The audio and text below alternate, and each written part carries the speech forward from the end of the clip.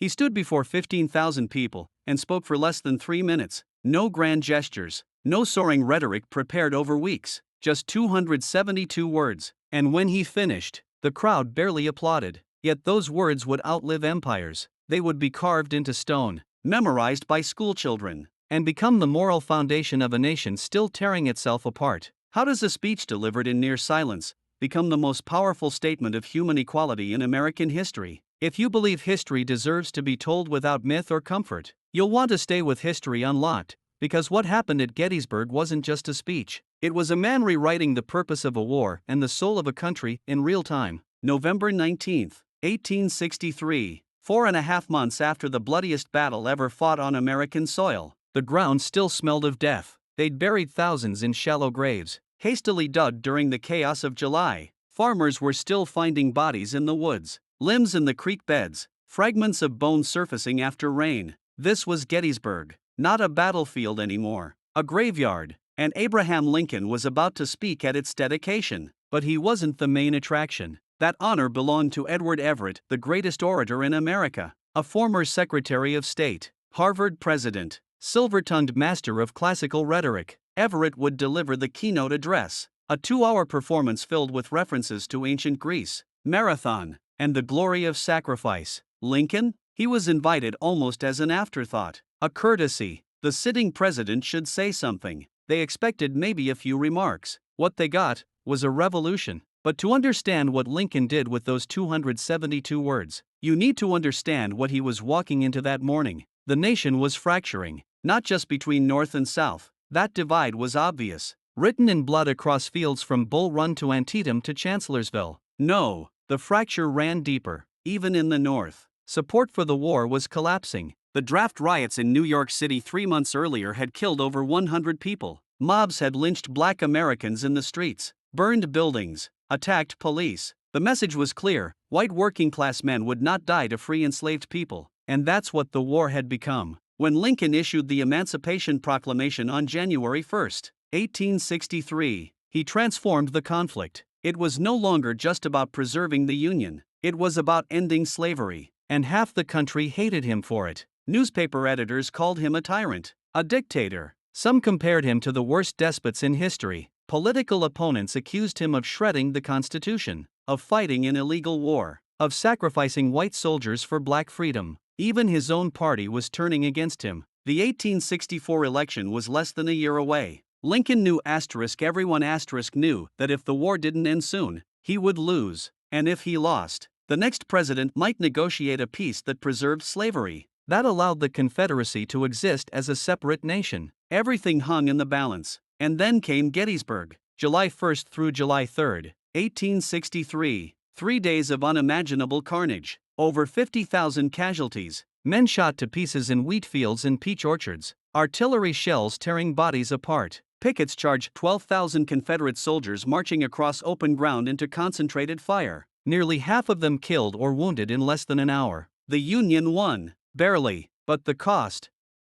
When the armies withdrew, they left behind a scene from hell. Thousands of corpses rotting in summer heat, horses dead and bloating, the smell so thick that residents fled their homes. Union authorities realized immediately they couldn't leave the dead like this. They had to create a proper cemetery. So they bought 17 acres on Cemetery Hill and began the process of reburial, digging up the temporary graves, identifying who they could, organizing the fallen by state, and they planned a dedication ceremony. That's where Edward Everett came in. On November 19, 1863, he took the platform first. For 2 hours, he spoke, his voice trained in classical delivery, his memory sharp enough to recite the entire speech without notes. He compared the Battle of Gettysburg to ancient Greek battles. He detailed troop movements, strategic decisions, acts of valor. The crowd listened with respect. And then it was Lincoln's turn. He rose slowly, tall, gaunt, wearing his signature stovepipe hat. He held 2 pieces of paper in his hand. He'd worked on this speech for days, drafting it in Washington, revising it on the train, finishing it the night before in the home where he stayed in Gettysburg. But even Lincoln didn't know what these words would become. He began, 77 years ago.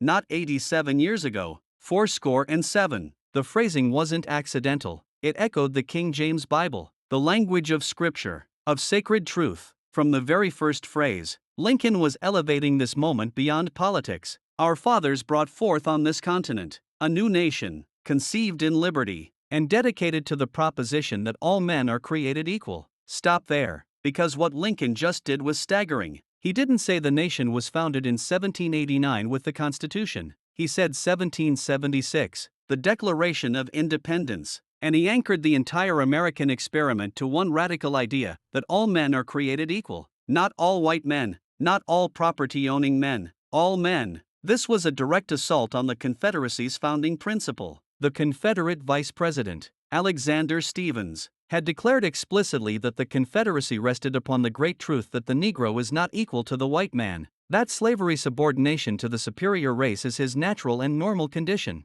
Lincoln was saying, no, that's not America. America is equality. From the beginning, that's our proposition, our promise. If you don't believe in equality, you don't believe in America. He continued, now we are engaged in a great civil war, testing whether that nation, or any nation so conceived and so dedicated, can long endure. The war wasn't about states' rights or economic systems or cultural differences. It was a test. Could a nation founded on equality survive? Or would the idea itself collapse under the weight of human division? What would you have felt, standing in that crowd, having lost a son or brother or husband in the battle that happened on the very ground beneath your feet? Would you see the war differently, knowing it was about whether the idea of human equality could even exist? Lincoln wasn't done. We are met on a great battlefield of that war. We have come to dedicate a portion of that field as a final resting place for those who here gave their lives that that nation might live. Notice the language. Not who died, who gave their lives. Sacrifice. Intentional, purposeful. And for what? That that nation might live.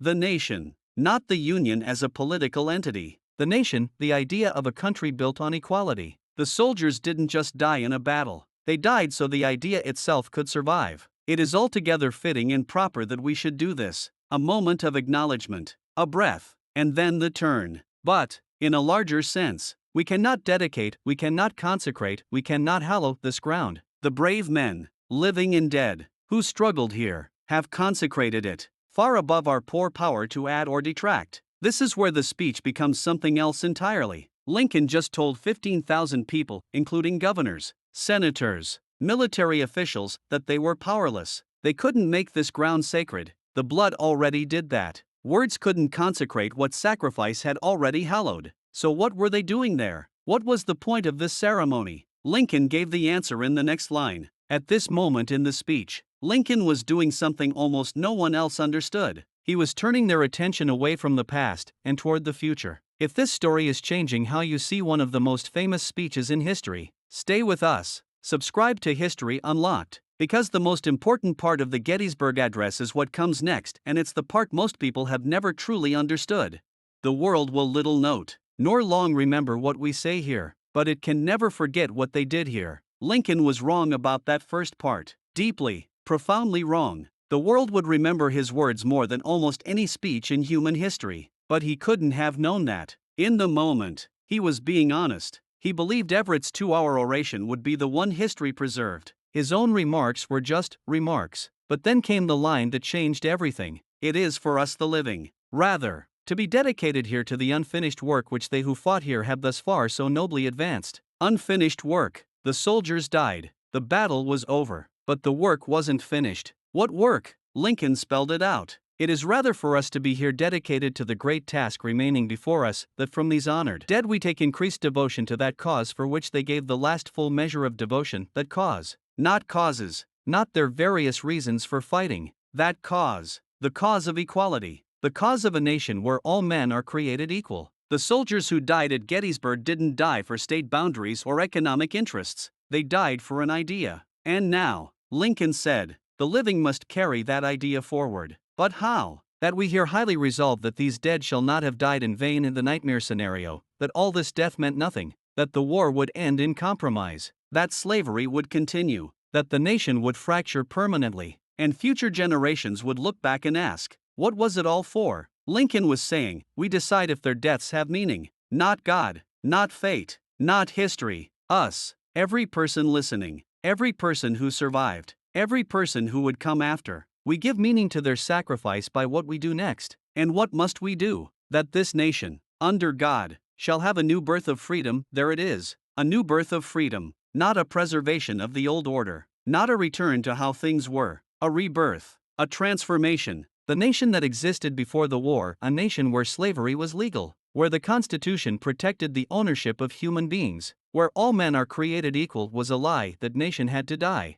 and from its corpse, something new had to be born. A nation where freedom actually meant freedom, where equality wasn't theoretical, where the promise of 1776 was finally, actually, real. And then the final phrase, and that government of the people, by the people, for the people, shall not perish from the earth, of the people, by the people, for the people, not of the white people, by the white people, for the white people, the people, all of them. Lincoln was redefining democracy itself, saying that if only some humans counted as people in the eyes of the law, then democracy didn't exist. It was a sham, a lie. True democracy required equality, required freedom, required that all men, black and white, enslaved and free, were recognized as fully human, and that democracy, Lincoln said, must not perish from the earth. The stakes weren't just national, they were global. If America failed, if this experiment in self-government collapsed into tyranny and slavery, then what hope did the rest of the world have? Lincoln was saying, we're not just fighting for ourselves, we're fighting for the very idea that people can govern themselves, that freedom is possible, that equality can exist. And with that, he sat down. 2 minutes, maybe less, 272 words. The crowd was silent for a moment. Then came polite applause. Nothing overwhelming. Some people didn't even realize he was finished. One reporter wrote that the speech was a flat failure. Lincoln himself thought he'd botched it. On the train ride back to Washington, he reportedly told an aide that the speech won't scour, a farming term meaning it wouldn't be remembered, like a plow that fails to cut clean furrows. He was so wrong. Edward Everett understood immediately. The next day, he wrote to Lincoln, I should be glad if I could flatter myself that I came as near to the central idea of the occasion, in 2 hours, as you did in 2 minutes. Newspapers began reprinting the address in full. People started memorizing it. Children recited it in schools. And slowly, gradually, the nation began to understand what Lincoln had done. He hadn't just given a speech about a battle. He'd redefined the entire purpose of the American nation. Before Gettysburg,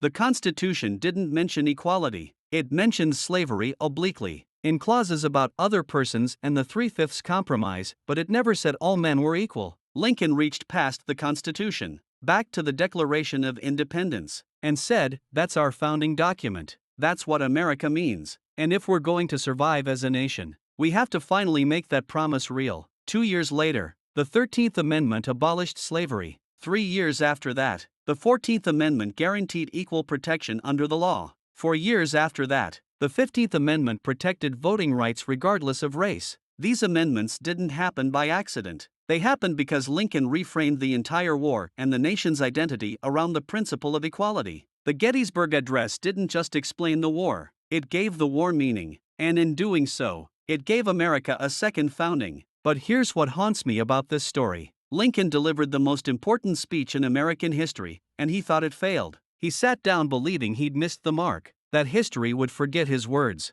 What if he'd known? What if, in that moment, he could have seen the future, the amendments, the civil rights movement, the countless times his words would be quoted in the fight for justice? Would he have spoken differently? Or did the power of the address come precisely from his humility? From the fact that he wasn't trying to be remembered, just trying to tell the truth about what the war meant? Sometimes the most powerful words are the ones spoken without certainty of their impact. 272 words, a speech that barely earned applause, and yet it became the moral compass of a nation. If this story changed how you see the Gettysburg Address or what Lincoln truly accomplished that day, tell us in the comments. What do you think was the most powerful line, the one that still echoes today? If you believe these moments in history matter, share this story, because once we understand what Lincoln really did at Gettysburg, we can't unsee it. And subscribe to History Unlocked, because the truths buried in history don't just inform us, they redefine who we are. The crowd thought he'd failed. Lincoln thought he'd failed. But 272 words redefined freedom itself. And the echo of that cemetery in Pennsylvania still shapes the nation we live in today.